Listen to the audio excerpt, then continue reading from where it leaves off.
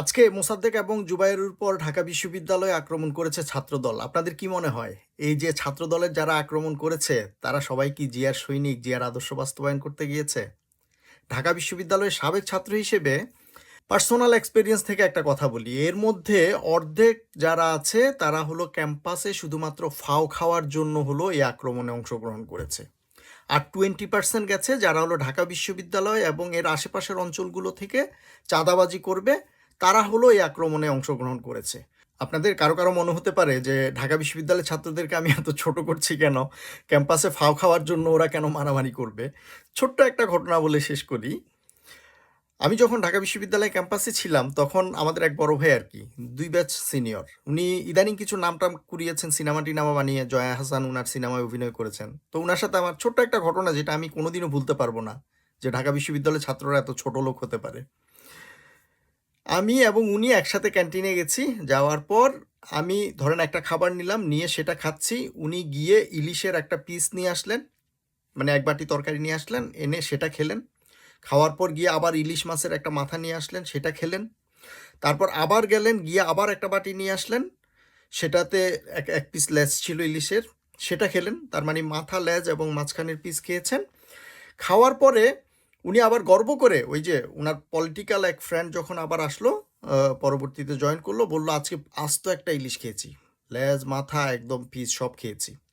তো এই হচ্ছে ঢাকা বিশ্ববিদ্যালয়ের ছাত্রদের অবস্থা আর কি, মানে যারা পলিটিক্স করে, যারা এই গতানুগতিক পলিটিক্স করে, ছাত্রলীগ ছাত্রদল করে। এর বাইরে তো আমি দেখিনি, আমি ক্যাম্পাসে থাকাকালীন ছাত্রদলকে দেখেছি, ছাত্রলীগকে দেখেছি, দুই দলই কম বেশি একই। আওয়ামী লীগ গভর্নমেন্ট যখন ক্ষমতায় আসলো, আমরা যখন ক্যাম্পাসে আর কি, ওই যে 17 বছরের আগে যখন ক্যাম্পাসে আওয়ামী লীগ গভর্নমেন্ট আসলো, তারপর ছাত্রলীগরা হলো পুরো ক্যাম্পাস দখল করে নিল। এরপরে হুট করে দেখলাম আমাদের সাথেই ছাত্রদল করা এবং মিটিং মিছিলে যাওয়া আমাদের এক ফ্রেন্ড বাংলা ডিপার্টমেন্টের, সে হঠাৎ করে নব্য ছাত্রলীগ হয়ে গেল। তারপর ক্যাম্পাসে গিয়ে সে যেহেতু একটু ভালো, সে পুরোপুরি ফাও খায়নি, সে হলো ওই যে যেই খাবারটা আমরা 20 টাকায় খেতাম সেটা হলো ছাত্রনেতাদের জন্য 10 টাকা ফিক্স করা ছিল। মানে এটা কোনো আইন বা রুল দিয়ে ফিক্স না, এটা একটা মানে অঘোষিত একটা রুল ছিল যে ছাত্রনেতারা প্রায় অর্ধেক দামে খাবেন আর কি। তারপর সে যখন 10 টাকা বিল দিতে যাচ্ছে, তখন আমি বললাম যে বন্ধু, তোরও কি এটা করার দরকার আছে? পুরো বিলটা দিলেই তো পারিস, ওরা আর কয় টাকাই বা ইনকাম করে। তখন আমাকে সে বলেছিল যে যদি ক্যাম্পাসে ফাওই না খাইতে পারি তাইলে আর ছাত্রলীগের পিছনে আমার সময় দিয়ে লাভটা কি আসলে? ক্যাম্পাসে একটু ফাওটা খাবো, এই জন্যই তো পলিটিক্স করতেছি। তো এটা তার সাথে আমার ভালো সম্পর্ক, এই জন্য সরাসরি বলেছে।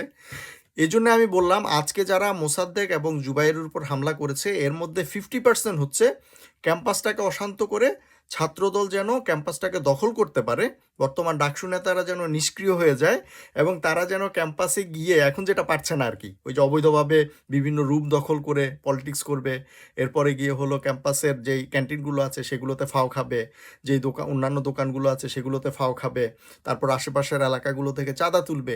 এটাই হচ্ছে মেইন লক্ষ্য। তো সাবেক ঢাকা বিশ্ববিদ্যালয়ের ছাত্র হিসেবে আমার যেটা চাওয়া থাকবে আর কি, পার্সোনালি আমার যেটা চাওয়া, সেটা হলো ক্যাম্পাস এখন যেভাবে চলছে সেভাবে চলুক। একটা ডাকসু নির্বাচন হয়েছে, ডাকসুর যারা নির্বাচিত হয়েছে তারা হলো ক্যাম্পাসকে নিয়ন্ত্রণ করবে। নিয়ন্ত্রণ করবে মানে হলো ছাত্রদের স্বার্থ সংশ্লিষ্ট যে বিষয়গুলো আছে সেগুলো তারা দেখবে। ক্যাম্পাসে কোনো এই যে গতানুগতিক যে রাজনীতি, যেই ছাত্রলীগ এবং এই ছাত্রদল যে রাজনীতি এতদিন ধরে করে এসেছে, তার বাইরে গিয়ে সাধারণ ছাত্ররা সাধারণ ছাত্রদের অধিকার আদায় করবে, এটাই হলো আমি চাই।